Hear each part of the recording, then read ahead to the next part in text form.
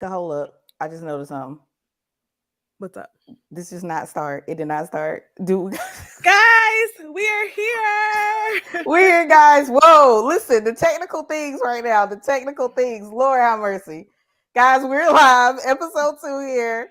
The swarm. Lord, listen, we about to get it together. We already in the swarm element, you guys, here trying to do a little technical stuff, get it together. Sorry, we did not pop right up at 8, but we are here to you guys, chum chat, bring it in, tell us all about it. Angelica's here. She's gonna break it down for you, scene by scene. Jamie Giandra, special assignment. Samuel, hopefully, will join us here in a second. But yeah, so last week, as we were saying, we got stung, and Angelica's about to break it down for you guys for this episode too. What's up, Nato, the Enigma? I see you popping in.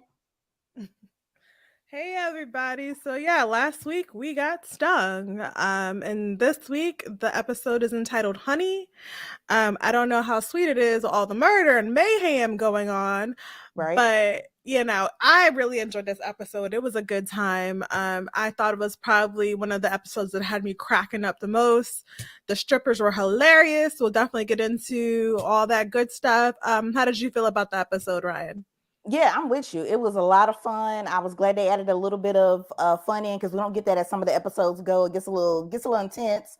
But yeah, we were on this runaway train and we couldn't look away, and I was here for it. Like it was Dominique. She's still bringing it. Dre has got us all pulled into the craziness, so we're on the ride. Yeah, it was definitely a crazy ride. And yeah, so let's kind of get into it. I did also want to bring up the fact we are tying a lot of real life events related to Beyonce to the show.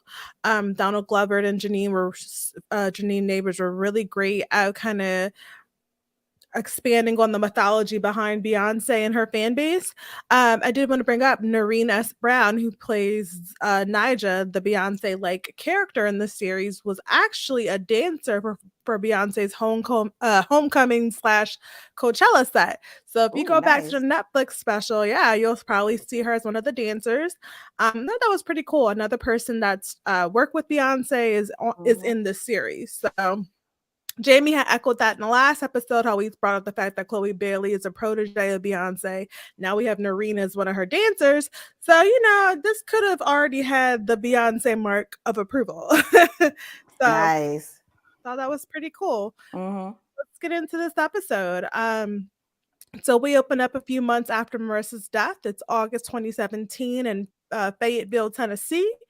A man named Trent, who's played by Trey Chaney, is seen leaving his car in the early morning hours and he's heading inside a strip club called The Lure. He gravitates towards Dre, who's now a dancer named Carmen on stage, dancing horribly, might I add, to a Niger song. I believe the song is entitled I Live for That. And if you also remember from the last episode, the song is also the text tone for Dre's phone whenever Marissa texts her. So she has a real attachment to this particular song. The man throws a single crumpled dollar as Dre does some very questionable floor work. Like I was like, what is this? I would immediately leave the club if I saw a dancer like Dre doing whatever she was doing up there. Yeah. Um, but in any case, she asked after his friend Reggie. Oh, look who it is! It's Samuel. Samuel. Hey, hey, he made it. When we just got started, so you didn't miss too much. We're talking about Cool. Dre's horrible dancing at the strip club.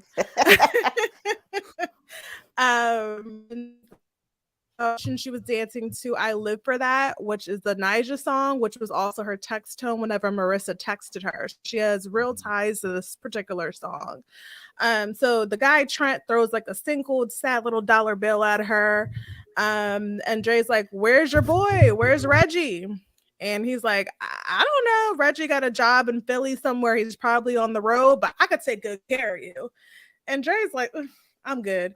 And I thought, like, we've been talking about Dre's relationship with food. She like grabs the food that he just got served, grabs a mouthful, and then just runs off the stage. And then Dre's just like, girl, what you running for? Don't lose out on your blessings. So I thought that opening was hilarious. So Hmm. I want to know your thoughts on that. So I'll go over to you, Ryan, first on Dre's floor work, I guess, her pole work and lack thereof work. Listen, she needs some pole classes. You are completely right. I don't know what she was doing. I was thinking, okay, first of all, we know she could cover up, I guess, murder in a sense, because I wasn't expecting the episode to open up like this. I was thinking, okay, are we gonna lag a little bit? Are we gonna wait a little bit? No, we jump right into, okay, she's figured out a plan. She's now stripping, which Lord help her. She's gonna break an ankle or Mm. something. But I mean, I guess this is her way to get money. We're kind of starting to put together the pieces of where she's going next. Why she's in Fayetteville, Tennessee, we'll never know. But it's Dre, so we just along for the ride. Right, right. Samuel? Yeah, for me it was weird. Because it's kind of like she just seems over it. Like she seems like a completely different person. Not only is she dancing badly, but I'm kind of like, what is her approach here? What is she trying to do? What is she trying to get to? Who is this person she's trying to connect with by asking him out of his name? Because I was like, it's not like it's been years. It seems like it's been months. How many months was it exactly? It was a couple months. All I know is that Marissa and Khalid were murdered in 2016, and then August 2017 we find her in Tennessee Yeah, stripping. nah, it just kind of threw me off because I was like, man, like, is this kind of gonna be like an anthology kind of thing? But then I was like, no, like as the episode progresses, you like, okay, there's a motivation there. But it to me, it just shows she's got some sociopathic tendencies that she really just kind of is like move to the next step, it's whatever kind of thing. And it's I don't know, it's interesting character development, but at the same time it's off-putting because we're in a completely different environment now. Whereas this shy, weird girl now is a stripper and is trying to progress to somebody else, and you don't know why. So Yeah, yeah, it was Mm-hmm. definitely weird. Clearly she got away with Khalid's murder, and it's kind of transplanted herself into another state and is living this new life as a really bad stripper, and bad in a real bad way, not in like, oh, she bad. Uh yeah, shout out to Dominique for, I'm sure Dominique got rhythm. So shout out to her for pulling off that horrible dancing.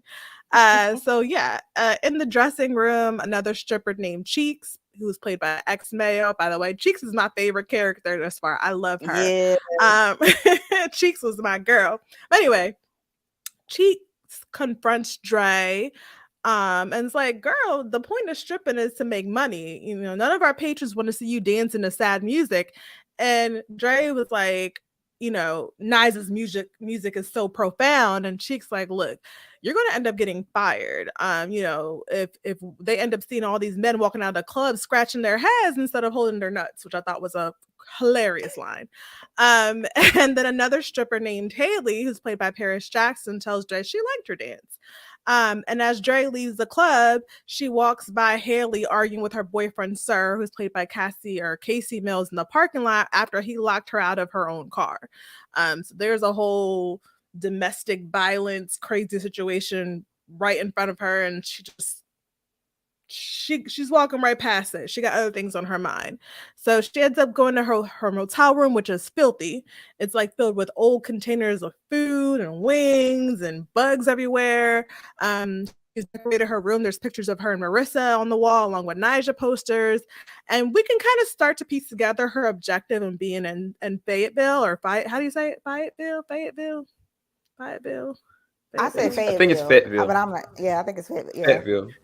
Oh, okay. Well, I'm gonna just say Tennessee because I don't want to There you butcher go. the city. There you go. Let's So stick with Tennessee. we're just gonna say Tennessee. Sorry for anyone that's from Fayetteville. So she reviews tweets of Reggie's making light of Marissa's death. And there are also derogatory tweets aimed at Nyjah, like, if Nyjah could die tomorrow and I wouldn't miss not one of her songs. So it seems like Dre is on a hunt for people that are speaking ill of Nyjah, and it doesn't help that this person also was making fun of the fact that Marissa supposedly killed herself over Nyjah.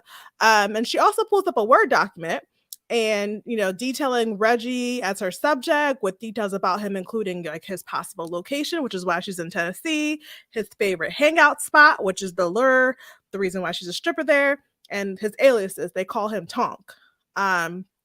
So she hears a knock at the door, and it ends up being Haley. She saw her car parked outside the motel when she was walking home after her boyfriend done stranded her, just like Marissa's boyfriend stranded her. And she asked to come inside to use the bathroom. After she relieves herself, she apologizes to Dre for kind of witnessing that big scene, and she asks her if she wants to go to breakfast with her. And Dre's like, I'm cool. And she's like, I'm treating. So, where free food is involved, Dre is there. So I'll stop there for those scenes in the stripper dressing room, and then her encounter with Haley in the motel room in the parking lot, and Reggie. Yeah, I Ryan. like how they transition from like the cheek scene where it looks like you're like, why is Dre in the strip club? She don't know what she doing. She having it out with these other strippers. What is going on? And then we go to this other scene where it's like, oh, she's pulling up tweets and stuff now.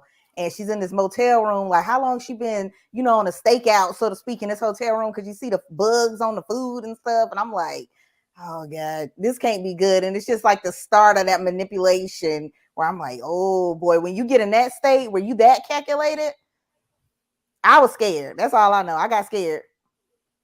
Yeah. Samuel? Yeah, I think it was a really good transition too, because I really kind of felt the same exact way. I was like, "Where is she going?" And then you get to the hotel. It's like, "Oh, she cray cray. Okay, got it. She's on a mission." And it's just interesting because instead of processing, kind of what happened the last episode, she's just moved on to the next thing. And it's just ironic that, Paris Jackson or Haley comes into her life. And it's weird because she has no connection to Haley whatsoever. It's not like with Marissa that has aspiring dreams and stuff like that, but they're very similar in a lot of different ways. But it's just fascinating that Dre has absolutely no care in the world for this girl at all. Like, she kind of like, outside of this food, I really just kind of want you to be out of my space. I got my own stuff going on. Because I initially was kind of like, okay, Dre doesn't want to get found out, but she just didn't want to be bothered with Haley at all. But also shout out to Paris Jackson being in this one. I thought that was actually really interesting. I didn't even know that was her until after the credits. So that was pretty cool. Yeah, she did a really good job, and I love the fact that she had on a lace front, beards, and like, yeah, it was hard to. It took me a second to realize that was Paris as well, because I think the color that she's rocking now is like shorter blondish hair. But yeah, that was funny, and yeah, Dre didn't want no parts of Haley. Like, girl, get out of my face. But hey, she was paying for breakfast, so why not? So at the diner, Haley tells Dre that the other girls are jealous of Dre's confidence and potential, and offers to teach Dre some pole work because apparently Haley is the most successful stripper at the club. She makes the most money. Dre declines. She's saying that the job at the strip club is purely temporary, and Haley's like, okay, all right, manifest the life you deserve.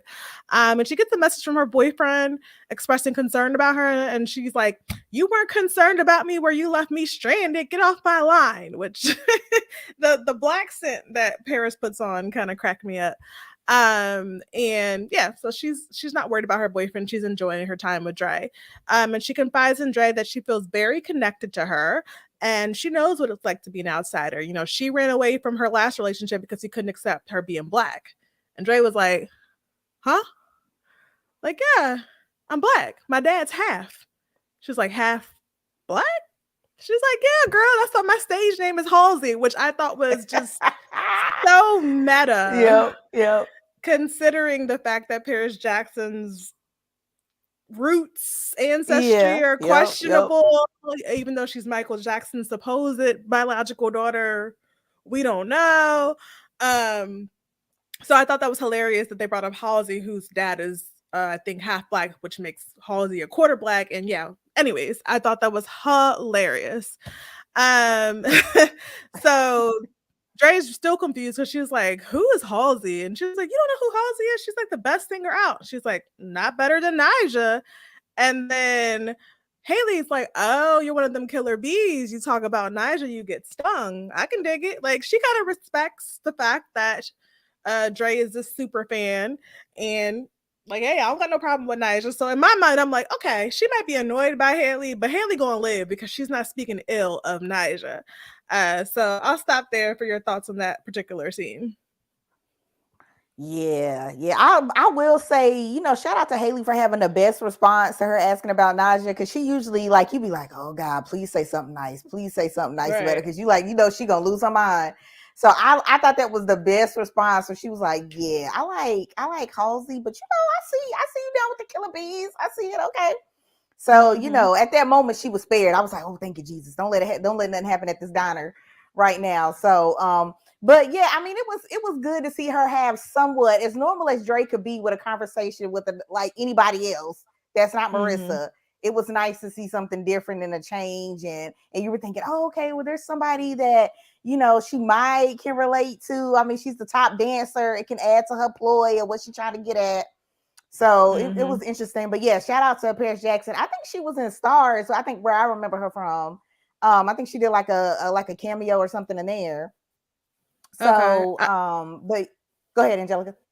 No, I saw the last time I saw her, she was in American Horror Stories. She had like a Oh, I two missed episode that. arc. Okay. Okay, Yeah. cool. Yeah, but But yeah, yeah, go shout out. ahead. I hope she keeps doing more roles. I thought she did a great job in this. And yeah, it took you a minute because she blends in so well when she does different things. It took you a minute, like, who is that? What's going on? But yeah, I Mm-hmm. like how she shouted out to like, he didn't think I was black. Like, what? So I Really? thought that was a great moment. Yeah. Everybody frowned their face up at the scream. So yeah, that was cool. Yeah, right. Samuel? Yeah, that took me out. I was cracking up. I think the thing that I can compliment is that I didn't perceive Paris Jackson to be a actress per se, but Mm-hmm. she had really good comedic timing, and they Yeah. were kind of riffing off each other very well. Like it's kind of like I was waiting to see how Dre was gonna respond on whatever Paris was saying, and I was hanging on every word, and I was like, you have to be able to understand good timing to be able to get that right. But yeah, to y'all's point, talking about like the fact that Haley complimented Naja, I was kind of like, oh, okay, maybe Dre may find a friend in her. Maybe she might. Mm-hmm. I'll let you stick around. You think Naja's cool. Yeah. You identified who I am, but I still couldn't get over it. And Dre was like, black. What? How much? Black? Black? What are we talking about? but Black where? but it was hilarious though. I love that scene. Yeah, that was a pretty funny scene. Twitter had a field day with that one. They thought it was hilarious. So shout out to Paris Jackson for pulling that scene off. So Mm-hmm. Haley Haley gets another text from her boyfriend. He wants food, and she gonna get it. And she asked Dre to take her home. So when they get to Haley's place, she asked Dre to come inside so her boyfriend won't think she's messing around. And Dre is like, "I'm good." And she's like, "I'll pay you. I know you need the cash." So, Dre agrees to that. She comes inside. She meets Haley's boyfriend, Sir, who's apparently a huge gym rat. He's like working out. And Dre goes to use the bathroom, and she takes the opportunity to go through her Twitter feed. So she's once again looking at Reggie's tweets. And then she also catches Twitter is ablaze because Nyjah just had twins, just like Beyonce had her set of twins. So another real life parallel. But outside of the bathroom, she hears Haley and Sir arguing over the food. Apparently, Haley got him too much protein, or I don't know. She had him too much of something. Haley's not having it. They arguing back and forth. She's like, all you do is complain. I pay for everything. I pay for the car. I pay for the house. I pay for this food. They're just going back and forth, and Dre don't got time for it. She leaves. She dips out. And she ends up going in her cards, and which I thought was interesting. She starts applying makeup, and she uses an old makeup tutorial that Marissa posted. So she still has ties and connections to Marissa, and we get to see Chloe Bailey pop up for a little bit on this episode. And then she heads back to her room, and Haley is waiting for her in her bed. Apparently, she convinced the hotel manager that she and Dre were friends, so he let her in the room. And there's noticeable lacerations around her neck. Seems like it looks like Sir had started to Mm-hmm. strangle her. Haley says that she slept with him so he would take a nap, and then she packed up all her stuff and stole his car. And she asked Dre to use her shower, and ends up staying the night. Another hilarious thing for me was watching Paris Jackson with her hair wrapped up, laid up on Dre's bed, or eating pizza. Like Haley made herself very comfortable. And she asked Dre if she needs a roommate. And then she's also like going through her phone on IG, and she sees that I guess her boyfriend's trying to make her jealous. And she's like, I'll never go back to his abusive ass ever again. So In my mind, I thought Dre in some ways was trying to protect Haley, but we'll get into that in a moment. After Haley falls asleep, Dre goes on IG and she sees videos of fans excited about Nija's pregnancy and having twins. And after a rewatch, it looks like she's annoyed at Haley's snoring and decides to take care of her problem, which is her boyfriend. So in her mind, let me take care of this so Haley can go back home. So I'll stop there for your thoughts on Haley running away and kind of having an abusive boyfriend and what Dre's going to do about it. Yeah, real quick, Nathan and Ning Mama shout him out again. You guys make sure to leave us your comments because I know you think it's something about Haley, aka Paris Jackson, getting it on this episode. So you guys let us know. Tisha, what's up? But yeah, just want to give you guys a real quick shout out, real quick. But yeah, it's Haley, like when she came back, I was like, oh god, because Dre was putting up for a little bit, but she got a limit. You can always tell when that person is just too close to her. And I'm like, just leave now. Just go ahead and leave now. When she started laying out on the bed, spreading out, I was like, yeah, girl, you too comfortable. Get too comfortable. So yeah, and she started looking on. I didn't know what she was looking at on the phone, but I was like, so what happened? Because you saw it in her face where it automatically changed. And she's looked over for a quick second and she was gone. So I love the way they played that. It's like very quick jump movements when Dre is like in the zone and she's like, okay, I got something. I know what I'm gonna do now. Yeah, Haley was snoring, so she was just like, this girl gotta go. But over to you, Samuel. Yeah, this was the first time I kind of associated Dre with like Dexter Morgan. That seems like a Dexter thing to do. It's like, I'm just tired of her snoring. Like, I'm gonna just go ahead and deal with her problem so she can leave me alone, or maybe this will end this. But I thought that was really fascinating. But it was what was messed up about it is the fact that Haley was just so nonchalant about the fact that she basically just got abused. And she just more so was like, I just kind of want to chill with you, so I don't even have to think about it. She didn't even bring up like what the injuries, but the other parallel to that is Drake could care less. Drake definitely had to have seen the lacerations on the neck, and not just that. Like, I mean, I don't know. Dre just really just does not care about this girl, and the only reason why she's dealing with her problem is because she wants her out of her hair. Which is it's just sad, and at the same time, it makes you understand as a viewer what kind of person Dre really is, or even more so than that, what she's capable of. Which I guess that's a good transition to the next scene that's about to come up. Yeah, and I think it points out to the fact that I think we mentioned her sociopathic tendencies. It seems like the only person that Dre ever cared about that was in her life was Marissa. And then obviously she has an obsession with Nija. Anyone else, I don't think she ever really cared about. And I think with Dexter, it was the same way. He cared about his dad, he cared about his sister, and that's it. And then he grew to care for his girlfriend. But that took a very long time. So she has attachment issues. She doesn't care. Everything's a means to an end. So next scene, Haley's boyfriend is in the bathroom and he's on his phone as well. And he sees smoke coming out from beneath the bathroom door. So he opens the door and there's Dre with the gas mask on, and she hits him dead in the face with a dumbbell. And then he falls to the ground and she finishes the job by hitting him again. You get a nice little blood splatter scene where the blood splatters on the bathroom cabinet. So I was like, oh, another body. And she ends up taking the body and dragging it into the backyard, and she's discovered by Haley, who is actually pretty happy that Sir is dead. And the two end up taking turns kicking his body before Haley's like, I got a shovel, let's dig a grave. So they start to dig a grave, and Haley begins to ramble on and on and on. She suggests that they flee the country, but if Dre doesn't have a passport, they can go to Mexico. She has everything they need: flashlights, tools, batteries, a gun. She even made some sandwiches. She got a few bricks of weed they could sell. Like, just on and on. And Dre's like, oh, can I see the gun? She's like, yeah, you can see the gun. Everything I have is yours. We're going to be like the Black Thumb and the Louise. Let's go to Canada. Like, the girl's so excited. And Dre just picks up the gun. Boom, shoots Haley right dead in her face. And I was like, if Haley had just been quiet, this would have all gone well, maybe not quiet. Maybe if Haley never found out what happened, but Haley Yeah. definitely pushed her Yeah. limit and got shot. And what I love about this scene is that Dre picks up a sandwich, starts to eat it after just shooting Haley, and asks, "Hey Siri, who's Halsey or Hallie or yeah, Halsey? Sorry. Oh, and my phone just went off. Excuse me. So I'll turn it over to you, Ryan. Your thoughts on that interesting Let me scene do. I'll there. do a couple of comments here. That's what I think about. I believe she's afraid of being alone. Yep. Yeah. It's something. It's something Haley with. or Dre? Oh, yeah. That's a good question. Haley or Dre? Let us know. Haley or Dre? Yeah, this one was Neon really wild. Souls. Yeah, it is. It's definitely wild. It's definitely wild. But yeah.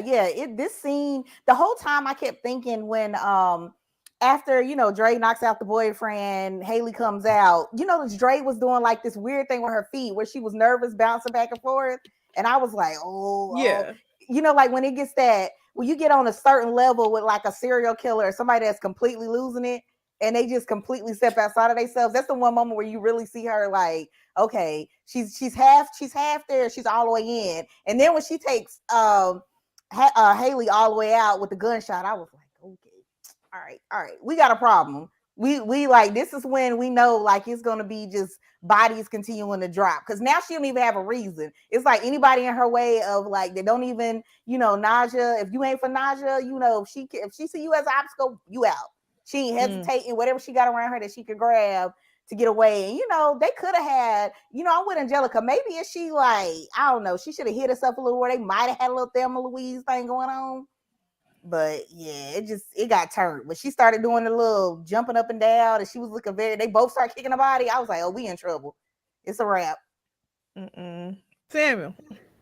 Yeah, when Dre like showed up with the gas mask, I was like, "Is this the Last of Us? What in the world is she doing?"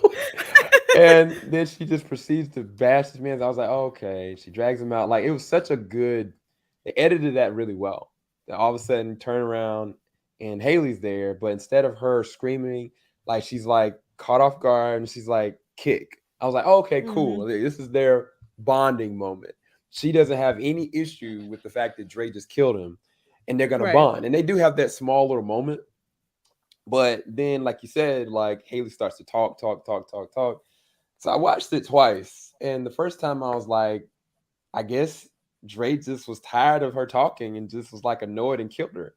But I was like, maybe like it was a means to an end for her because realistically, she may not trust Haley, that Yeah. Haley's going to keep her mouth shut. So, from her perspective, yeah, let me just kill you and bury you with him so I don't have to worry about this blowing back on me, which is sad because obviously Haley probably wouldn't, but she may run her mouth. But that's the way Dre's mind is going because it was like the first time I was like, okay, you didn't have to kill her.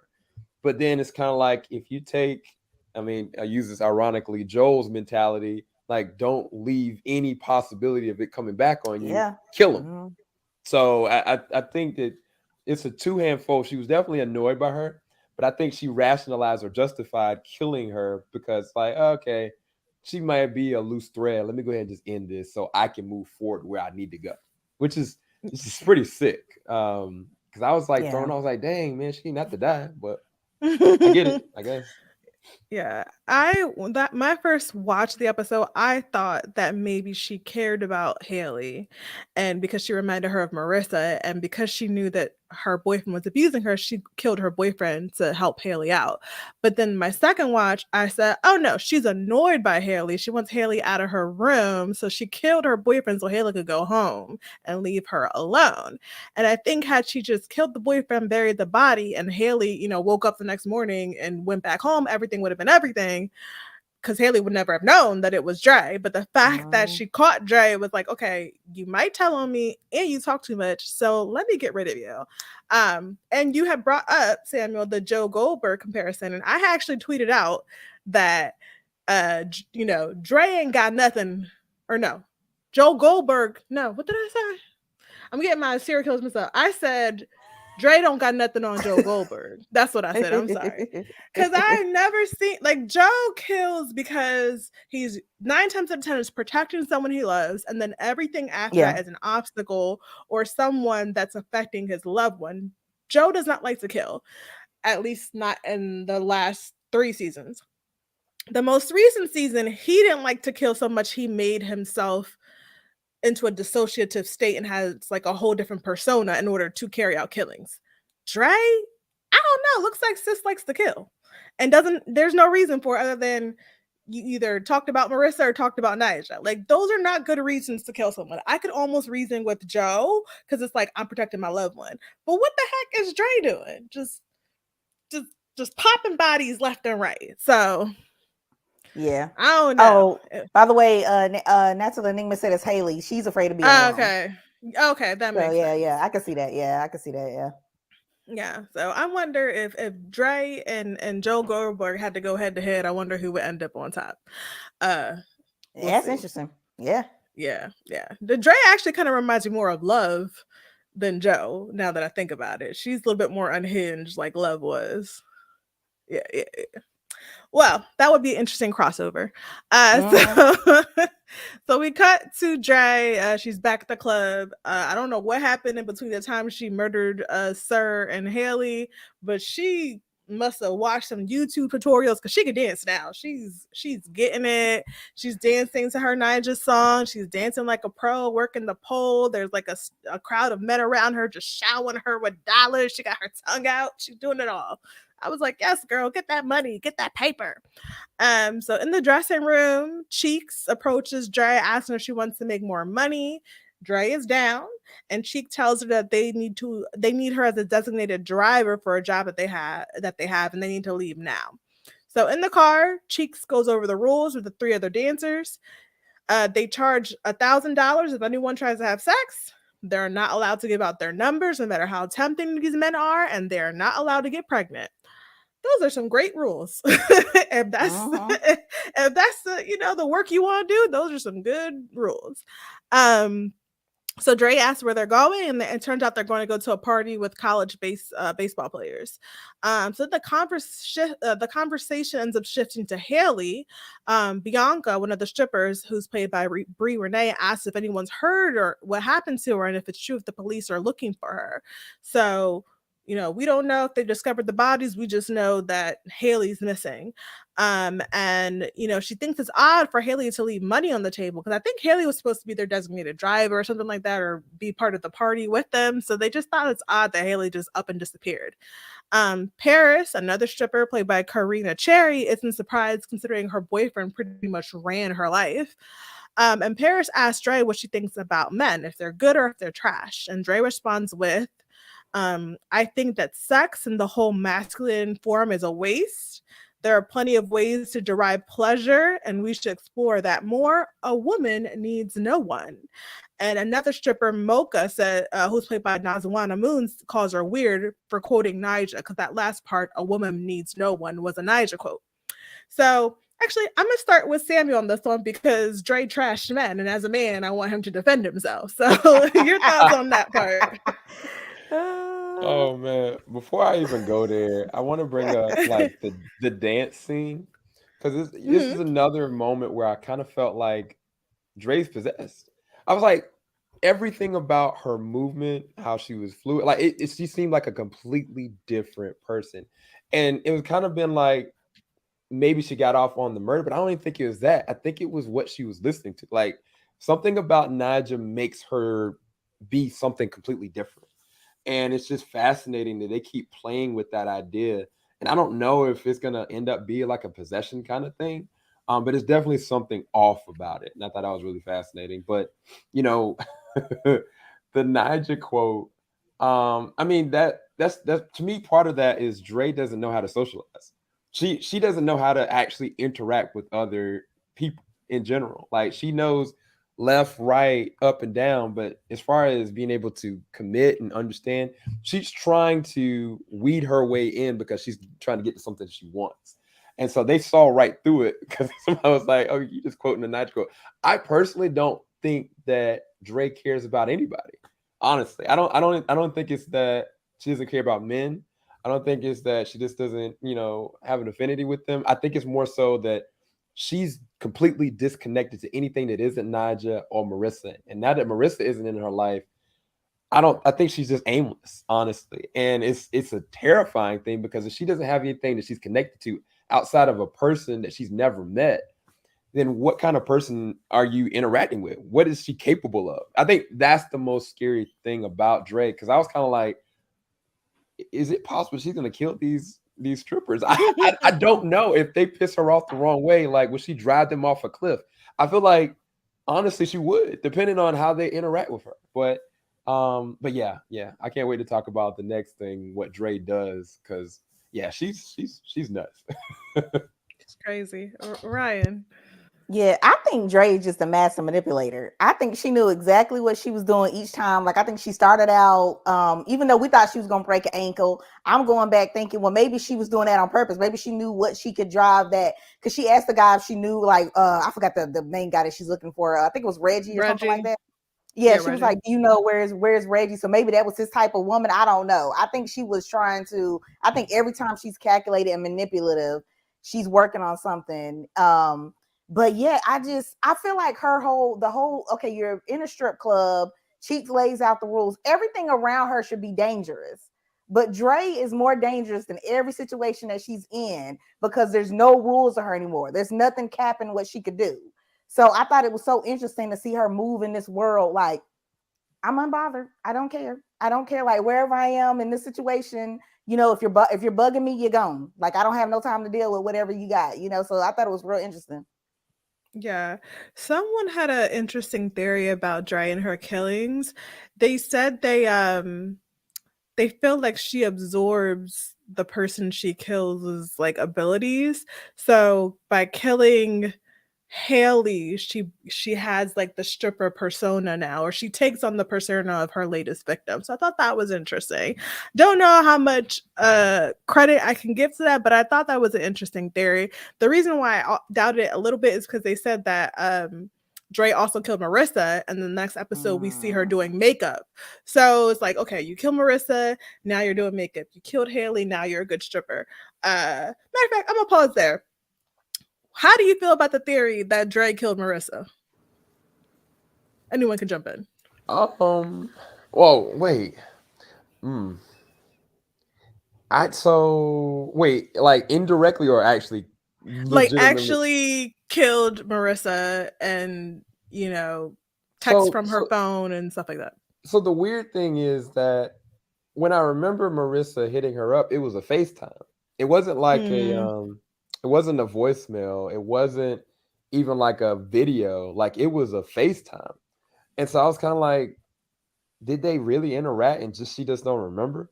I don't know. I mean, it's possible that she felt so disconnected and was completely somebody else that whole entire night. She don't it even when she woke up in the morning, like I don't remember Dre drinking when she went to the mm-mm. club, right?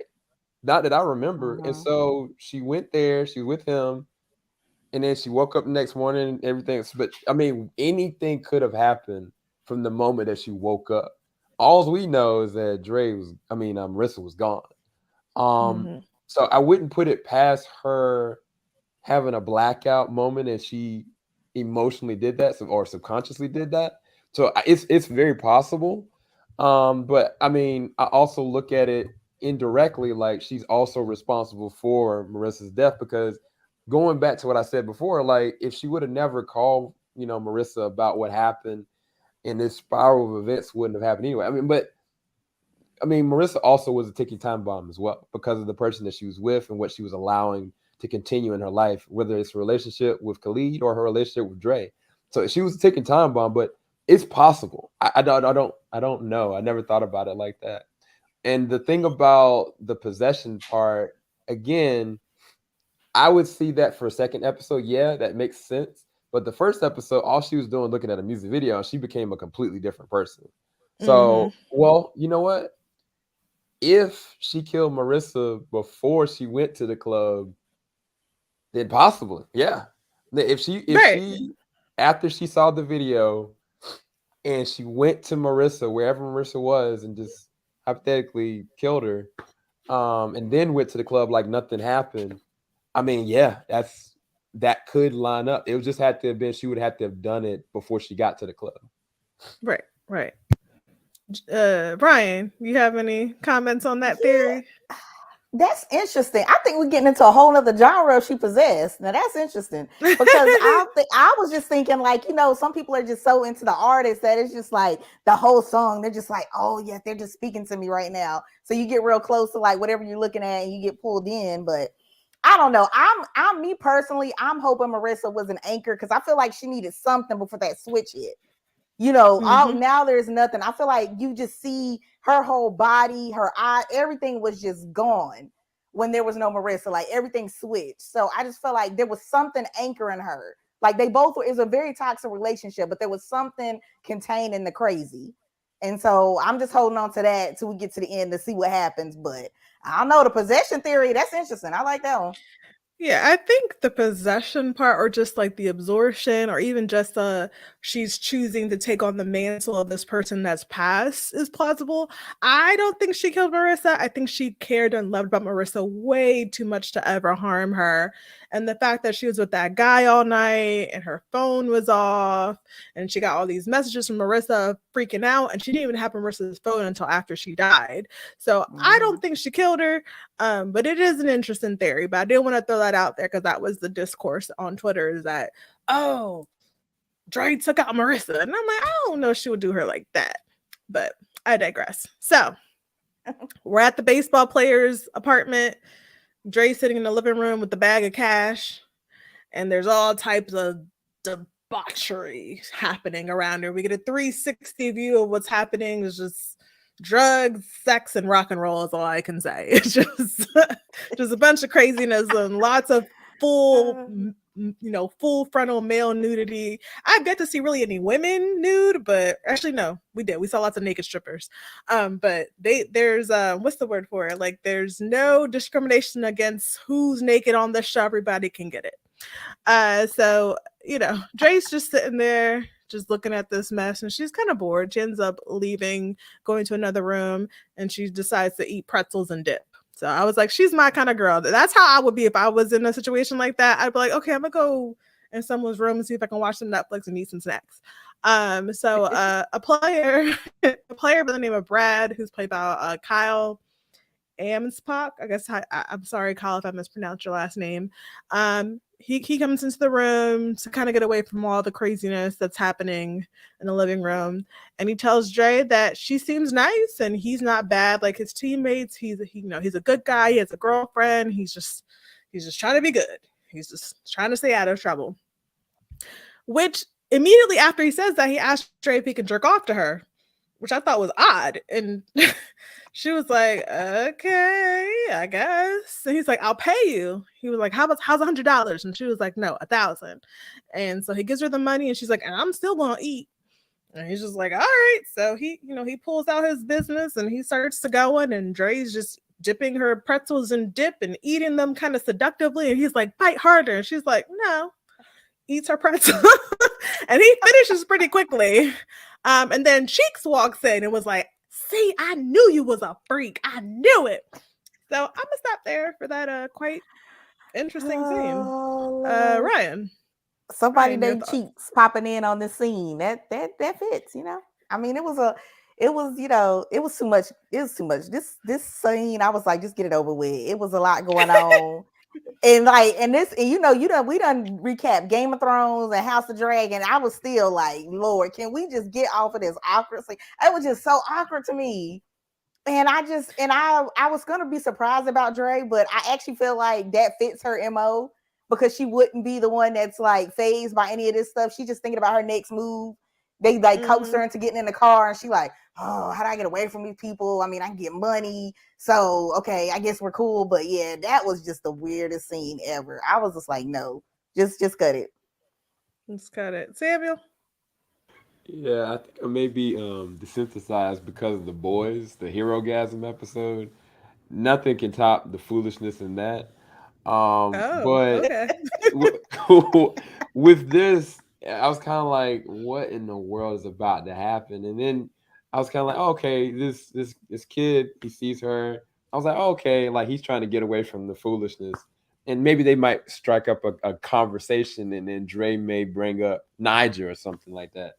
And Mhm. he was like, no, no, no, no, you don't have to do anything. All of a sudden, he's like, can I was like, whoa, hold on, what? Yeah, And like he what? wanted her to proceed to eat her. Honestly, that joint was hilarious. Like, this is all Donald Glover because the timing of it and the moment that Cheeks kind of steps in, I was like, this is comedic gold, to be honest Mm-hmm. with you. Like, it's messed up scene. And I'm not surprised that the kid had another ulterior motive, but the fact that he just wanted her to continue to eat the chips and he just got off on that threw me off. I was very uncomfortable, but it was hilarious all at the same time. It was funny. It was like ASMR, like I don't know. It was weird. It was weird. Like when you had brought up Game of Thrones, Ryan, kind of reminded me of like the berries scene with Oh yeah, I forgot Allison's about that. feet. Yeah, God, I forgot about that. So Yeah, you're right. You're right. They do have a similar awkward level. You're right. Yeah, I forgot about that one. Yep. yeah, yeah, that's the last time I felt awkward doing a recap. Mm-hmm. So yeah, interesting stuff. And Cheeks, walking in calling her a freak definitely was like this girl crazy. So the evening is over. They did their job. They made their money. They're back in the car, and Mocha raps lyrics that kind of reminded me of Rick Ross's Universe because he says, "Put a Molly in her drink. She didn't even know it." So Mocha was like, I put a Molly in this drink. He wasn't even looking. So I thought that was interesting that callback. Um, and so Mocha asked Dre to put on some music. They kind of begin to like party with their money, having a great time. And then Dre gets a flat. And Cheeks calls her car all types of janky. She was like, if anyone's going to have a reliable car, I thought would be you, but apparently not. And Bianca's like, does anyone know how to fix a flat? And Mocha's like, what is this, the 1800s? Yeah. So she goes to the trunk to get the spare. And Jay's like, no. And they're like, dang girl, what's wrong with you? What you got a dead body back there? And Dre's reaction, she just like busts out laughing, like hysterically, like, ha, ha, ha, ha, don't be ridiculous. And I'm like, she probably does have somebody's body back there. So they opt to like call Uber because Dre's being weird, but they're kind of out in the boonies and they don't have really good reception, but lucky for them, a tow truck pulls up and the driver is a familiar face. So we can get into the next scene, or y'all could comment on this brief exchange with Dre freaking out about them going in her trunk.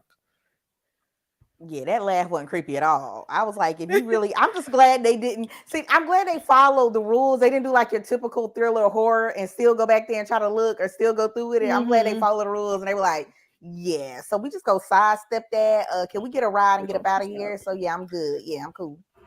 Yeah, exactly. Samuel. Yeah, I have. Well, I wanted to go to the next thing only because I'm wondering if Dre did that intentionally. Like, I'm wondering Mm. how much of this was her planning this all out. It seemed like really coincidental. Yeah. That she just kind of get a flat, and I don't know whose body she had. I'm assuming that she probably got Haley's body in the Yeah. trunk, but I don't know because it would have made more sense for her to bury Haley with Mm-hmm. him. But then I guess maybe it's like it would make more sense for his body to be buried and Haley to look as though she's leaving town. And so you Yep. Exactly. keep Haley with you, and then but her laugh, I was like, this is the most obvious serial killer laugh ever, and I'm like, y'all, please just avoid it. Don't pay her no mind because if y'all go and check that, like, she may kill one of y'all very quickly. But yeah, yeah. Yeah. If someone laughed like that after I try to get into their trunk, I'm like, oh, this chick is a killer. I am out of here. Yep. Yep. So they end up running into Reggie, aka Tonks, who's played by Atkins Estiman. He's a frequent patron of the club, and he is Dre's target. So what are the odds they catch a flat and they run into the guy that Dre's been looking for this whole time? So he offers to tow the car back to his place and he could easily change the tires for the girls at no charge because he is a good man and his mama raised him right. So right off the bat, we see, this Reggie character is like a really nice guy. He takes the girls back to his place. He offers them, a drink. Cheeks has this really funny line when she asks for elderflower lemonade. And I'm like, who just has that lying around their house? He's like, no, I don't got that, but I do have orange juice and tequila. So he offers the ladies some drinks. And then I kind of took note of the pictures and stuff in Reggie's home. Apparently, he's a father. There's pictures of him with his son on his shoulders in front of his tow truck. So he goes to grab the drinks, and Dre asks the line that's been haunting us his entire season. It's the first time we've heard it addressed to an individual. Who's your favorite artist? And he seems confused by her question, but he tells her that he likes Cody Blaze and he likes like the kind of Toronto sound that Cody Blaze has, which makes me think that Cody Blaze is code for Tory Lanez. So Dre tells Reggie that Cody Blaze has 1 Grammy and Nyjah has 26.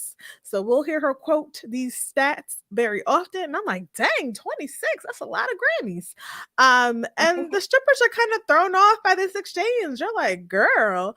So she kind of continues interrogation. She does not care that she's making everybody feel awkward. And she's just like, so do you like Cody Blaze? Do you think that Cody is better than Nyjah? And he was like, I don't know. And she's like, okay, then why did you tweet about Nyjah saying that if Nyjah dies tomorrow, you wouldn't miss not one song? And Reggie's like, I don't even remember saying that. And she's like, well, you did. So that was very awkward. And the girls are like, girl, you are messing up the vibe. Like, chill out. I see he got Bring It On DVDs. Like, we trying to chill.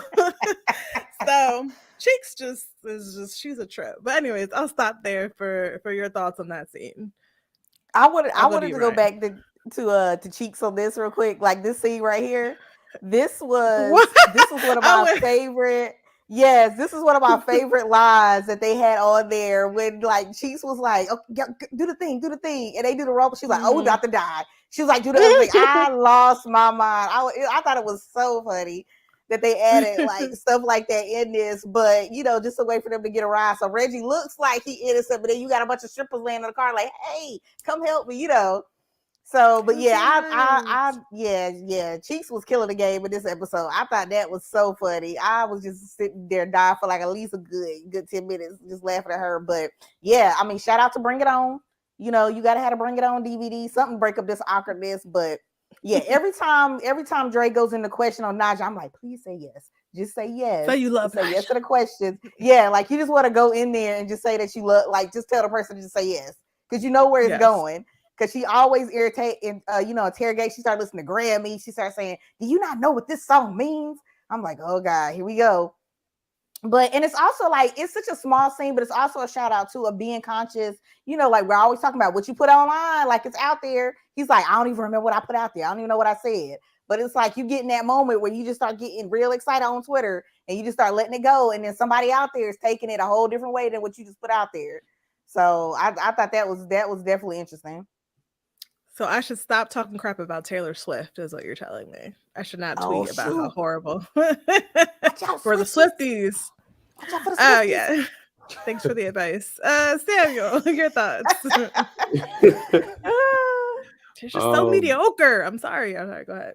Look, when I was at Cliff last year and she kind of showed up, like they were out there in droves. They are there. So there's a huge fan. Yeah, she got a huge fan base. But anyway, no, I think that it definitely, when he kind of responded, I don't remember that. I mean, Twitter never forgets. I think that's so many people that are getting canceled and blown back, like they did this when they were in college or high school, and they're like, I don't even remember saying that. And it's just fascinating that that's what she's obsessing over, because that is her idol. But I think the thing that I loved about the scene was their reaction to her. They were like, yo, you killing the vibe. What are you doing right now? Like, chill out. And I thought that was so natural, and I believe that would be somebody would say, because they don't know this girl's a serial killer, and this man don't know that like she's a Nyjah obsessed fan outside of what she's saying to him in the moment. But it kind of goes back to like, I wonder if this was planned. I don't know. Do y'all think that she planned all this because I don't know, it seems too on the nose. I mean, maybe he wrote it that way. Um, Yeah. but I I don't think know.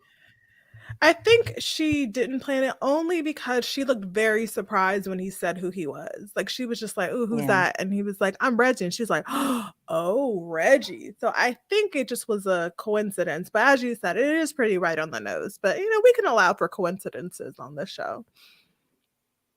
Yeah. Um, yeah. Yeah, I was the But same. I thought at first I would have definitely thought she planned that whole thing out because we know that's who she was looking for. But yeah, the look on her face was like, how does this guy end up in her vicinity no matter what she does anyway? Even though that was her whole point of being at the strip club, I was just like, yeah. He look went yeah, on his side. We already know, but yeah, I don't think yeah. she planned that way. Yeah, I don't think she planned it. Yeah. Yeah, Dre, she has a lot of dumb luck. The fact that she still Mm-hmm. has not been apprehended for anything, things are going in her favor. So, Yeah. Dre goes outside where Reggie has finished changing the tire, and he's also nice enough to fix and tune up her car. A few of the issues that are going on with her janky car, as Cheeks calls it.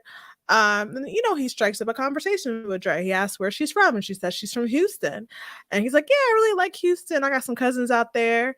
And she's like, "Well, why didn't you ask me what my name was?" And he goes, "Well, what's your name?" Now, up until this point, even though in the recap show are referring to her as Dre, she's known as Carmen to everybody else in Tennessee. So she says, "Oh, well, my name is Dre. And my sister is Marissa Jackson." So the fact that she's telling this man her real name already tells you where her mind is at. She don't care if he knows who she is. She wants him to know that she knows what the heck he was talking about. Um, and she's like, "Oh, so do you know Marissa?" And he's like, "No, but do you have her with you? Is she out here with you?" And she's like, "No, she's dead." And that really creeps out Reggie. So he's like, "Okay, well, the car is fixed. I'm gonna get your friends so y'all can get up out of here." Like very polite, but like, you weird. So the girls all pile into the car and they get ready to drive away. And I'm like, oh, Reggie might get away with this. But we start to hear the buzzing. You know what happens when there's buzzing? Dre's like, "I gotta pee." And they're like, "Dang, we ain't never going home." So she goes inside, she grabs a cast iron skillet, and she attempts to kill Reggie when he gets out the shower. So she's posted up thinking he's in the shower, ready to go, like ready to swing. And we talk about the title of the episode being honey, and if you notice her two-piece set has honey on the bottom of the bra and the top of the underwear, like Calvin Klein style. So that was a nice callback to the title of the episode. So she's about to swing, and he walks in. He walks into the bathroom. Apparently, he had the shower running, like trying to get it hot. He's like, "What are you doing?" She turns around, clocks him in the head with a cast iron skillet, but it wasn't enough to take him out. So he tackles her into the shower. They scuffle. She crawls away from him. He gets on top of her and he starts strangling her. And that's a big dude. Like, I was like, oh, I guess it's the end of the show because she gonna die. Like, it's a wrap. She's not able to, wiggle her way out of this. So, we get closer and closer. He's choking her out. We hear her struggling to breathe, and we get closer on Reggie's face. And then the strippers run in. Cheeks takes a bottle, knocks him over the head. They all start hitting him. "Get off of her, get off of her." Cheeks pulls him off of her. And his chest is exposed, and she's trying to like hold him back. And then who was it? I believe it was Paris. Paris shot him twice in the chest. She went and looked upon rewatch. She went into her purse and shot the man. I was like, "Dang, Paris! Like doing too much." They already had it under control. So the girls are like, "What do we do?" And Dre leaves. She's like, "I gotta throw up." And she like leaves, which I thought was interesting. She says she has to throw up and she leaves the bathroom, but she's in the bathroom. She could have did that there. So that should have been clue number one. Something was up. Anyway, so the girls are like, "What do we do?" And Chicks is like, "It's fine. He was just trying to rape her. We're good." And Paris is like, "They're not going to believe us." Like, think about it. They're strippers. Like, they're not going to get away with this. They're like, "Okay, well, we got to go." So Mocha goes into his pockets, steals whatever in his pockets. They start to leave. They're like, "Go get Carmen." Well, Carmen / Dre then left them. They hear the car peeling off. And I actually love this scene as they're running down the driveway. And Chicks is like, "Carmen!" And all the girls are like, she's like, "Fuck." So that's how, that's where she leaves them. So I'm gonna stop there for y'all for that crazy scene. Her interaction with Reggie earlier, and when he was fixing her car, and then what happened after the fact. Yeah, that's let me shout out KC real quick. I was holding out KC because I know he's like the scene with the strippers in the bathroom though. Yeah, that was the whole In the that dough. was the money. Yeah, dope. That was the whole thing right there. That was the whole money maker scene for this episode. That was insane. But yeah, her conversation with Reggie at the car, I was like, yeah, bro, your days is numbered. Cause it was just going left and he wasn't picking up any of it. He's just like, this girl is weird. Let me just get away from her. Which, that's your natural reaction to it, but it's just interesting how they're playing so hard on the fact of what you put out, like we've said many times, what you put out is out there, you can't do anything about it, and she's just drilling on it. He's like, I don't know what she is talking about, what is going on, and she just can't get the tweets and stuff out of her head. But and then flash forward to the bathroom scene, girl, when he is that huge, make sure he in the shower. She over here. I was like, girl, please tell me you ain't about to go the whole rest of the season like this. But like Angelica said, that's a lot of weight. So I was nervous for her. I was like, I don't know what you gonna grab, how you gonna get out of this, what's gonna happen. But yeah, they entered in right at the exact moment she needed. Now they probably, the two shots that might have been a little extra because it was like 4 or 5 of them, but yeah, I was just like, oh my gosh. But yeah, that scene was crazy. The way the action moved real quick. And you was like, yeah, all right. So maybe we're going to replace Dre with somebody else crazy to finish out this season. But yeah, it was a good, like they wrapped all the comedy with all the horror with everything in that one scene. It was well done. It definitely kept you hooked. Exactly. Samuel. Yeah, that was definitely the highlight scene of the episode. I think the thing was that I'm curious to see how Dre's gonna evolve from this because she keeps trying to use like blunt objects. Like she got a little smart, with Haley's boyfriend smoking him out, but she still used the blunt object. I was kind of like, okay, eventually you may need to use like a knife or something like that because like the fact that he kind of had the upper hand on her, I was like, dude, even if you had a skillet hitting the back of his head, it's not gonna stop him. And sure enough, realistically, like what happened would have happened. And so I think that what threw me off was when the strippers came in. I was like, that is perfect comedic timing and action timing because Mhm. realistically, they looking at their perceptions like, oh man, he's attacking her. She was trying to go to the bathroom, he's attacking her and thinking he can get away with it. So realistically, they would try to, fend her off. But I mean, if one of them did have a gun, they probably would have said freeze, but she kind of reacted. She's like, all right, look, this girl's already been strangled. We got to shoot him. And so they shot him. And I was taken out. Like, I was like, Poor oh Reggie. man, like, how is this going to end? And I mean, yeah, the fact that she left them just kind of confirms, like I said, she didn't care anything about any of them. She didn't care about them at all because really, it kind of can look like, they were helped out by him and they wanted to kind of use him, get his house, and they killed him. And it's the perfect escape because that's not even her real name. Like they're gonna say Carmen, Yeah. Carmen, Carmen, and Carmen was never her name, so she would never get connected with him. Like she literally set them up. And Yeah. that's why I say I don't know how I feel about that because from a written standpoint, it works for each episode, but it's so on the nose. It's like it's the perfect situation for her to escape.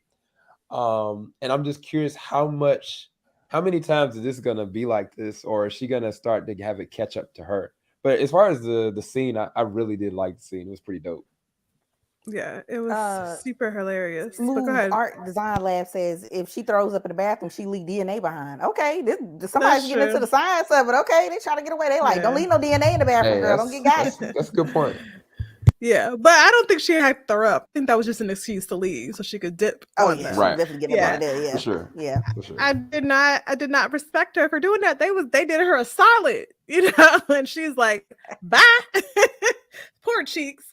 So yeah, that was interesting. So she's on the side of the highway in the next scene. She's in her car, she's texting herself. Um from Marissa's phone. So, she's essentially encouraging herself, pretending to be Marissa. And the text reads, we're just getting started. And she puts her phone down, and begins to drive away. So I'm like, what do you mean we just getting started? What does that allude to? Uh-huh. On her her Naija quest. Like, I don't know. Your thoughts on that last interesting scene there? That was a little creepy to me.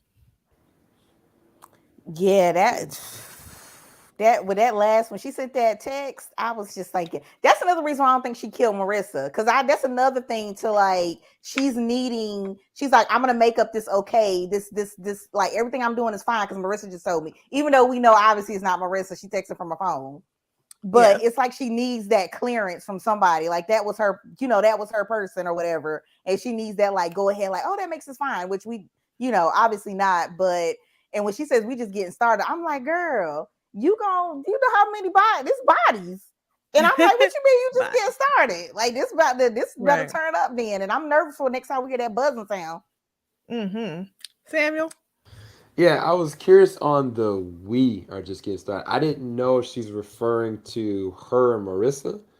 Is she referring to like the theory, like some of us have said, is like the possession of the certain people that she's killed, or is she talking about the swarm? Like she talking about the other bees? And Mm-hmm. I'm I think that she's talking about them as a whole, Yeah. as opposed to just her or Marissa. She's like, okay, we're gonna do Nigel's work for her. We're gonna take this out and take care of it, and it's gonna make you proud.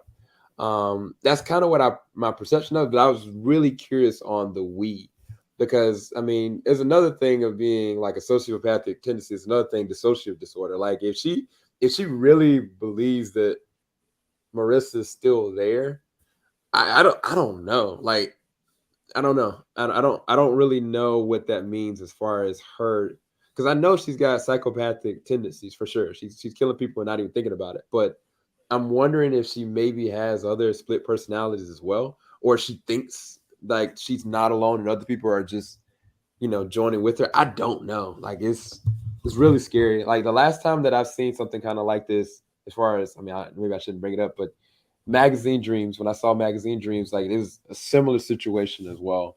But I'm curious to see where this is going to kind of take Dre. Yeah. Mm. There's something definitely in the water. And I think she's getting better at killing. Like she's not as sloppy. I mean, maybe the last killing she underestimated Reggie because she thought Yeah, that he was in yeah. a shower, but she killed Sir pretty well. Like she smoked him out, she knocked him out, she cleaned up the scene. It wasn't just like this cathartic or emotional moment like she had with Khalid.